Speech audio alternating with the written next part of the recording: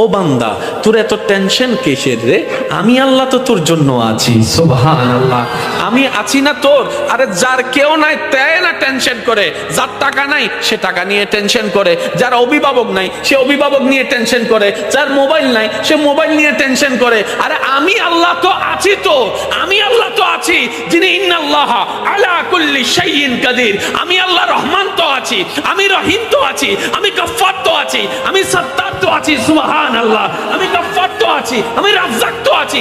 আরে আমি থাকতে তোর টেনশন কি? বান্দা বলে যে কথা তো ঠিক, যার নাই সে এনে টেনশন করে। আমার আল্লাহ যদি আমার থাকে, আমার তো টেনশন করার দরকার। তার মানে আমি এতদিন টেনশন করেছি, আসলে আমি আমার আল্লাহকে রাখতে জানি নাই। আমি আমার আল্লাহকে রাখতে জানি, আমি আমার আল্লাহকে ধরে রাখার মতো ধরে রাখতে জানি নাই, যার কারণে তো টেনশন আমাকে স্পর্শ করেছে। সেজন্য দেখবেন আল্লাহ ওয়ালা যারা হয়, মাথার উপর ছাদ নাই কিন্তু টেনশন ছাড়া মুখে হাসি আছে, পেটের মধ্যে খাবার নাই মুখের মধ্যে কিন্তু টেনশন ছাড়া হাসি আছে, যার উজ্জ্বল দৃষ্টান্ত এই পৃথিবীকে চাক্ষুষ ভাবে দেখিয়ে দিয়েছেন কারবালার ময়দানে ইমাম আলী মাকাম ইমাম হুসাইন রাদিয়াল্লাহু তাআলা। সুবহানাল্লাহ, পরিবার সবাই শত্রুদের তীরের ভিতরে ছিল, তলোয়ারের ভিতরে ছিল, কাফেলার মধ্যে খাবার নাই কিন্তু মুখে কোনো টেনশন নাই, পানি নাই কিন্তু মুখে কোনো টেনশন নাই, পরিবার শহীদ হচ্ছে মুখে কোনো টেনশন নাই। জগৎ জিজ্ঞেস করে, ও ইমাম হুসাইন, এই কঠিন মুহূর্ত আপনি এত খুশি মনে আছেন কিভাবে? ইমাম হুসাইন উত্তর দেয়, আমার মওলা তো আমার সাথে আছে, আমার টেনশন করার দরকার কি? বান্দারে, তোমার অন্তর যখন ব্যতীত হয়ে যায়, উপশম করার মতো কেউ থাকে না। দুঃখ ভুলার জন্য যখন তুমি তোমার আপনা মানুষের হাতটা ধরে দুঃখ ভুলার চেষ্টা করো, 2 দিন পরে দেখা যায় সে আপনা মানুষটাই অন্যের সাথে হাত মিলিয়ে তোমার সাথে প্রতারণা করে, তোমাকে ধোঁকা দেওয়ার চেষ্টা করে। কথা বলেন ঠিক কি না? বান্দারে, তুমি যখন অশ্রুসিক্ত নয়নে কান্না করতে থাকো, কার জন্য কি করেছি, কে আমার জন্য কি করেছে, সেই হিসাব মিলাতে মিলাতে বান্দা একবার দেখো না আমি রবের দিকে। সুবহানাল্লাহ, একবার তাকাও তোমার মনের চোখ দিয়ে আমি রবের দিকে। তুমি আমাকে ডাকো নাই কিন্তু আমি ফজরের নামাজ না পড়া সত্ত্বেও তোমাকে ফজরের নাস্তার ব্যবস্থা করে দিয়েছিলাম। সুবহানাল্লাহ, বান্দা তুমি আমার জমিনে দাঁড়িয়ে 1000 গুনাহ করেছো আমার আদেশ অমান্য করে, কিন্তু আমি তোমার পা ভেঙে দিই নাই, বরং হাঁটার জন্য শক্তি দিয়েছি। বান্দারে, তোমার প্রতিটা মুহূর্তে কেউ তোমার খেয়াল রাখে নাই, আমি রহমানের রহমত তোমার খেয়াল রেখেছে। সুবহানাল্লাহ, বান্দারে, তুমি যখন ব্যথিত হৃদয় নিয়ে রাতের অন্ধকারে রুমের মধ্যে কান্না করো যে কেউ নাই আমার পাশে, তখন আমি রব ডাক দিয়ে বলি, ইন্নাল্লাহ মা'না, আমি রব তোর সাথেই আছি। বলেন সুবহান। ফাযকুরুনি, তুই বান্দা আমাকে ডাকতে দেরি,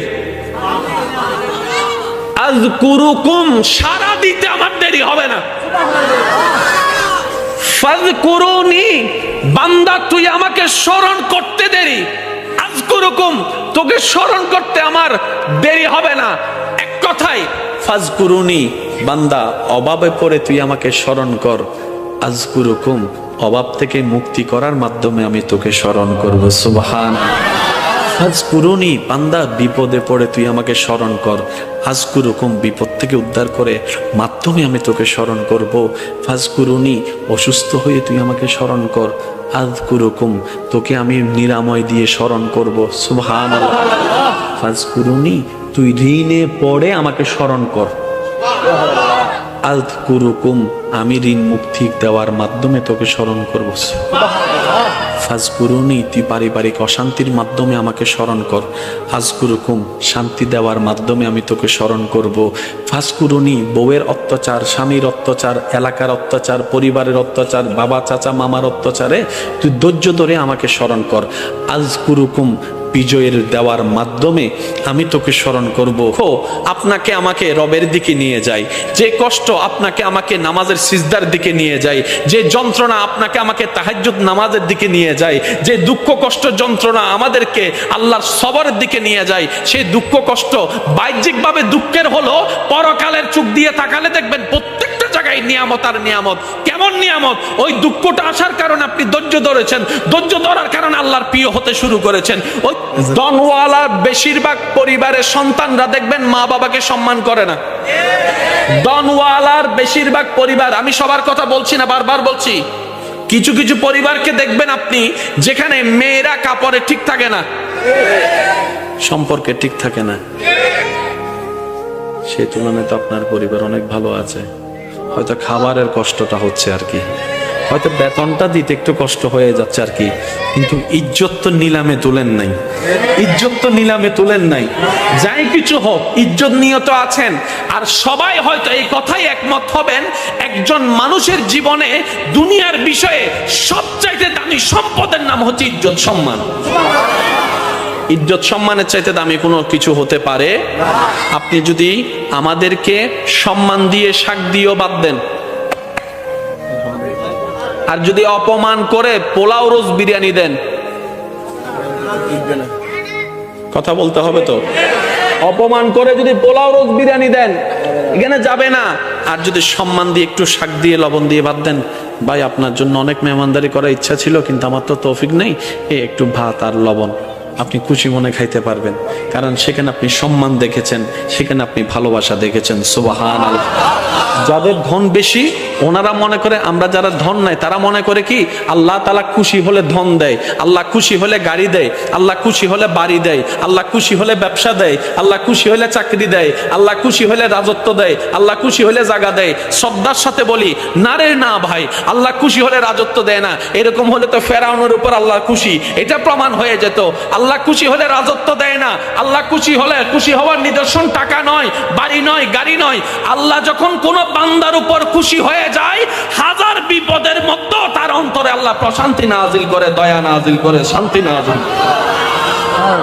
আল্লাহ খুশি হলে শান্তি দেয় যে অনেক আছে, 3টা ঘুমের ওষুধ খাওয়ার পরও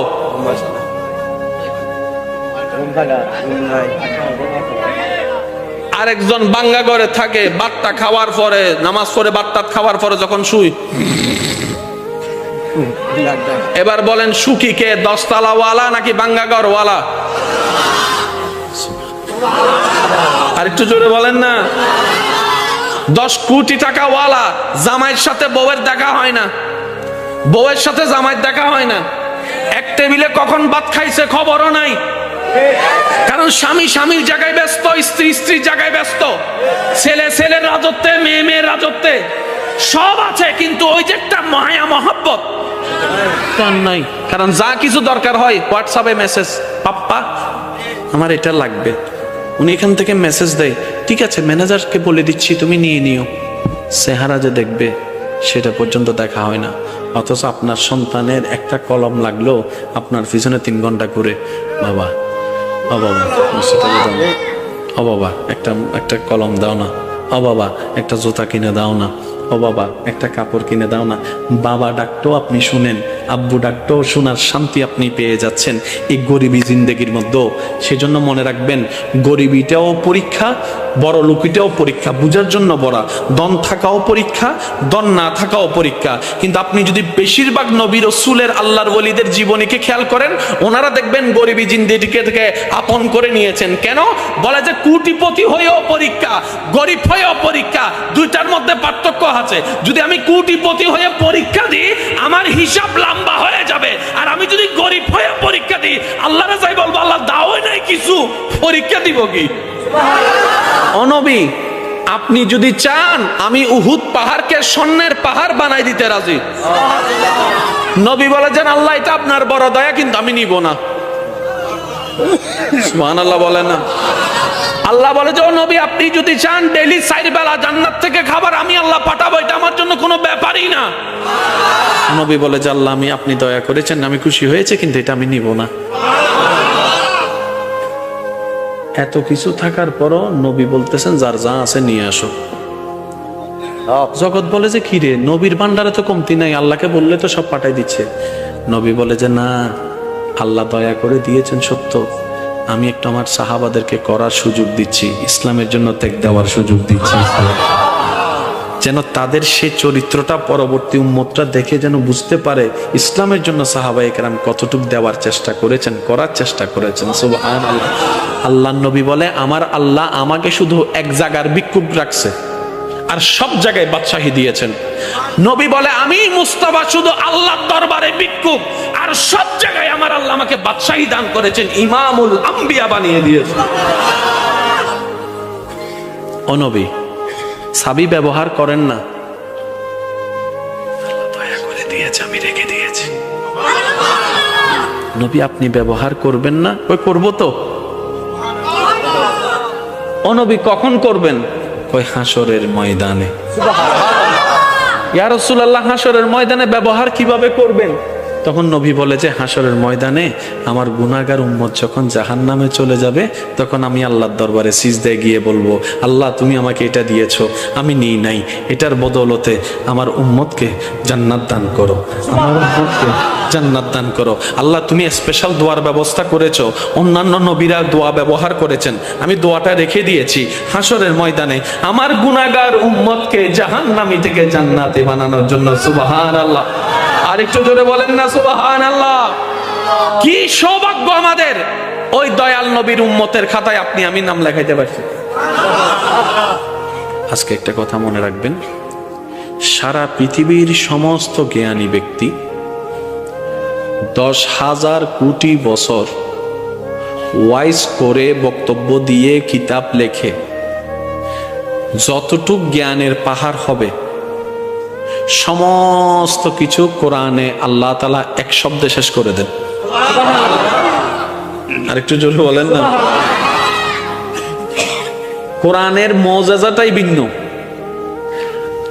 10,000 কোটি মানুষ 10,000 কোটি বছর ওয়াইজ করো, সে জ্ঞানের পাহাড় আনতে পারবে না। আল্লাহ এক শব্দে যেটা বুঝাই দিবে। আল্লাহ বলেছেন, ইন্না আতাইনা কাল কাউসার, ইন্না আতাইনা কাল কাউসার। তিনটা শব্দের ভিতরে শত শত বছর ওলামায়ে কেরামের জীবন পার হয়ে গিয়েছে।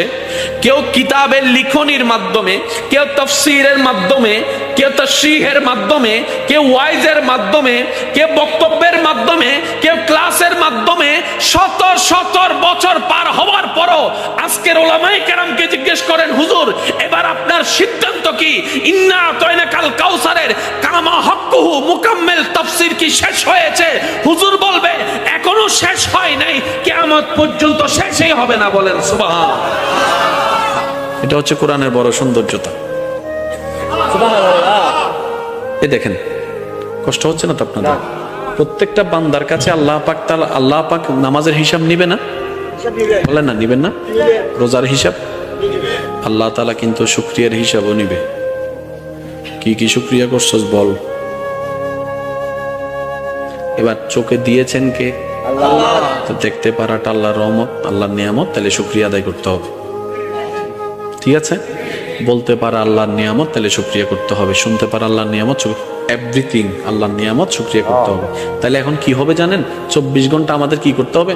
আল্লাহ, যতক্ষণ জাগ্রত থাকবো, চোখে দেখতেছি, আল্লাহ চোখের ফলক খুলছে, তোমার দয়া, আলহামদুলিল্লাহ। চোখ বন্ধ করছি, তোমার দয়া, আলহামদুলিল্লাহ। হাঁটতেছি, তোমার দয়া, আলহামদুলিল্লাহ। বসতেছি, তোমার দয়া, আলহামদুলিল্লাহ। খাইতেছি, তোমার দয়া, আলহামদুলিল্লাহ। বুক খেসতেছি, তোমার দয়া, আলহামদুলিল্লাহ। ফেটে গেছে, তোমার দয়া, আলহামদুলিল্লাহ। তো একটা বান্দা যদি 24 ঘন্টা শুধু আলহামদুলিল্লাহ বলার থাকে, সংসার করবে কখন? বুঝতে পারি না মনে কথা। সে ব্যবসা করবে কখন? সে চাকরি করবে কখন? সে কাস্টমারের সাথে যে কথা বলবে কখন? কারণ আল্লাহ পাক বলেছেন, ফাশকুরুলি, আমার শুকরিয়া করতে থাকো। ইসলাম কত চমৎকার দেখেন। এই 24টা ঘন্টার প্রত্যেকটা নিয়ামতের শুকরিয়া যদি আলাদা আলাদা ভাবে করতে হয়, 24 ঘন্টার প্রত্যেকটা সেকেন্ড শেষ হয়ে যাবে। ব্যবসা করা হবে, একটু জোরে বলতে হবে, চাকরি করা হবে, হাঁটা হবে, বসা হবে, বিবাহ করা হবে, সংসার করা হবে, ফ্লাইট চালানো হবে, কিচ্ছু করা যাবে না। তো নবী রাহমাতুল লিল আলামিন বলছেন, আল্লাহ 24 ঘন্টা যদি আমার উম্মত শুকরিয়া করতে থাকে, সে চাষ করবে কখন? বলেন না ভাইয়া, সে কাজ করবে কখন? কিন্তু তোমার শুকরিয়া না করলে তো হাসরের ময়দানে তুমি ধরবা। আল্লাহ একটু দয়া করো না, কোনো একটা সহজ রাস্তা করে দাও। আল্লাহ তাআলা বলেন, আপনার উম্মতকে বলেন 24 ঘন্টার প্রত্যেকটা সেকেন্ডে আমার শুকরিয়া করার দরকার নেই। আমি একটা শব্দ দান করলাম, এই শব্দটা তাকে পড়তে বলবেন, সে একটা শব্দ পড়বে, 24 ঘন্টার প্রত্যেকটা সেকেন্ডের শুকরিয়া আদায় করা হয়ে যাবে। আল্লাহ শব্দটা কি? আল্লাহ পাক বলেন আপনার উম্মতকে বলবেন তারা যেন আলহামদুলিল্লাহ বলে। এবার সবাই মিলে একটু বলেন তো আলহামদুলিল্লাহ। কয় সেকেন্ড লাগছে? জোরে বলেন না।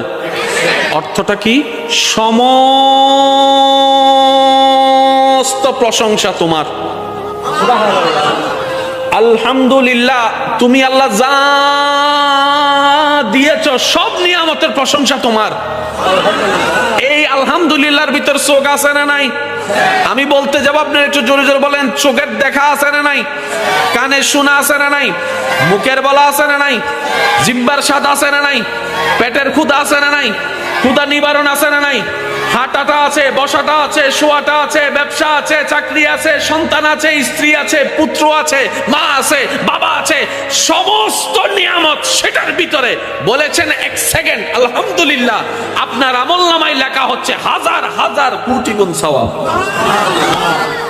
ইসলাম এত চমৎকার। তো অন্য সময় তো তেমন আসলে শুকরিয়ার সেক্টরটা তো আমরা আদায় করতে পারি না। অন্তত আসেন আজকের এই মাহফিল থেকে একবার আল্লাহকে খুশি করার জন্য শুকরিয়া করব আমরা সবাই, যে আমাদের কোনো আফসোস, একটু মন থেকে বলতে হবে, হ্যাঁ, আমাদের কোনো আফসোস জীবন নেই, আমাদের কোনো দুঃখ। আল্লাহ তুমি যা দিয়েছো, যা দাও নাই, সর্বাবস্থায় আজকের এই মাহফিল থেকে তোমার উপর কোনো রাগ অভিযোগ কিচ্ছু নাই। আমরা খুশি মনে সবাই বলছি আল্লাহ তোমার প্রশংসায়। আওয়াজ দিয়ে বলুন, কি বলবো? আর একটু জোরে বলেন। একটু আওয়াজটা এখান থেকে যেটা দিচ্ছেন সেটা একটু কষ্ট করে এখান থেকে দেওয়ার চেষ্টা করেন। আরেকবার বলেন, আরেকটু মহাব্বতের আওয়াজে। আল্লাহ আমাদের কোনো দুঃখ, আমাদের কোনো আফসোস, আমাদের কোনো চাওয়া, আমাদের কোনো পাওয়া তুমি যেভাবে রেখে খুশি, আমরা সেভাবে থেকে খুশি। আল্লাহ তুমি যা দিয়েছো তা আমাদের পাওয়ার চাইতে বেশি দিয়েছো। তোমার দরবারে শুকরিয়া, আলহামদুলিল্লাহ। সৃষ্টির জগতে দেনওয়ালাকে আল্লাহ। আল্লাহর প্রিয় বান্দার ভিতরে সবচাইতে প্রিয় হচ্ছে মানুষ। মানুষের মধ্যে প্রিয় হচ্ছে মুমিন, মুমিনের মধ্যে প্রিয় হচ্ছে নামাজি, নামাজির চাইতে প্রিয় হচ্ছে যে যারা তাকওয়াবান নামাজি, ওনাদের চাইতে প্রিয় হচ্ছেন আল্লাহর কাছে হচ্ছে আল্লাহর ওলিরা। আল্লাহর ওলিদের কাছে, আল্লাহর কাছে যিনি প্রিয় তিনি হচ্ছেন নবীরা, এই আপনার তবে তাবিরা। তবে তাবির চাইতে প্রিয় হচ্ছে তাবিরা, তাবির চাইতে প্রিয় হচ্ছে সাহাবিরা, সাহাবির চাইতে প্রিয় হচ্ছে নবীরা, নবীর চাইতে প্রিয় হচ্ছে রসুলরা, রসুলের চাইতে যিনি আল্লাহর কাছে একক প্রিয় তিনি নবী রহমাতুল্লিল দেনওয়ালাকে আল্লাহ। যার ভান্ডারে কমতি নেই উনি কে? কুল কায়নাতের বাদশাহী দিতে পারেন কে? ওই আল্লাহর বন্ধু হচ্ছে আমাদের নবী। অথচ সেই নবীর জীবনেতে দেখা যায় 2 বেলা ভাত নাই, 3 বেলা ভাত নাই, 4 বেলা ভাত নাই, 3 দিন খাবার নাই। নবী যদি একবার বলতেন আল্লাহ আমি কিচ্ছু করব না, মূসা নবীর উম্মতকে তুমি মান্না সালওয়া দিছো, সুবহানাল্লাহ বলেন। মূসা নবী তোমার প্রিয়, আমি তোমার বেশি প্রিয়, তো মূসা নবীকে উম্মতকে যদি তুমি টাইমে টাইমে মান্না সালওয়া দাও, আমি কি কোন অংশে কম নেই? আল্লাহ আমি কিচ্ছু করব না, টাইমে টাইমে যেন খাবার তোমার দয়া এখানে চলে আসে। ইমানে আওয়াজ দিয়ে বলেন আসতো নাকি আসতো না? কিন্তু সেই নবী, যে নবীকে আল্লাহ জান্নাতের মালিক বানিয়ে দিয়েছেন, ইন্না আতাইনা কাল কাউসারের নিয়ামত দান করেছেন, যে নবীকে আল্লাহ তাআলা ইন্না আরসালনাকা শাহিদাও ওয়া মুবাশশিরাও ওয়া নাযীরা দান করেছেন, যে নবীকে আল্লাহ তাআলা রাহমাতুল লিল আলামিন বানিয়েছেন, সেই নবী ঘরে খাবার নাই। ইয়া রাসূলুল্লাহ আপনার ঘরে জিবরাইল আসে না? বলে যে আসে। তো টাইমে টাইমে খাবার তো চলে আসতে পারে। নবী বলে যে না আল্লাহ দিয়েছেন কিন্তু আমি নিব না। ইয়া রাসূলুল্লাহ কেন? বলে যে আমার গরিব উম্মতরা যখন শুনবে আল্লাহর হাবিব হয়েও আমি নবী রাহমাতুল লিল আলামিন খাবার কষ্ট করেছি, পরিবারের কষ্ট করেছি, টাকার কষ্ট করেছি, শরীরের কষ্ট করেছি, এলাকার কষ্ট সহ্য করেছি, আল্লাহকে খুশি করার জন্য আমার উম্মতরা সেটা থেকে উৎসাহিত হবে। বলেন সুবহানাল্লাহ। এবার আপনার ঘরে যেদিন খাবার থাকবে না, আপনি বলবেন যে আল্লাহ তোমার দরবারে শুকরিয়া, আমার নবীর ঘরে খাবার ছিল না, সে মুহূর্ত কেমন ছিল আমি জানি না, কিন্তু আজকে খাবার না থাকার কারণে আমি সেটা বুঝতে পারতেছি। এবার বলেন, আল্লাহ নবীকে চাবি দিছে কি দেয় নাই? কিন্তু নবী চাবি ব্যবহার করেন না। একটু জোরে বলেন, নবী চাবি ব্যবহার করেন না। আল্লাহ জিজ্ঞেস করে, হাবিব আপনাকে আমি দিছি না, ব্যবহার করেন না। আমি বলবো আস্তে, আপনারা বলেন জোরে।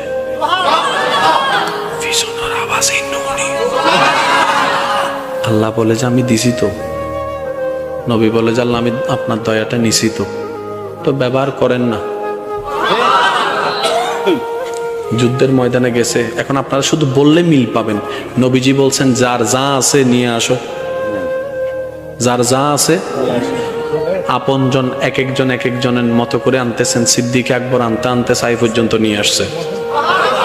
আচ্ছা, চাইতেছে কে? চাইতেছে কে? যার ভান্ডারে কোনো কমতি আল্লাহ রাখেই নাই। বুঝাতে পারতেছি না। যার নাই সে না চাইবে।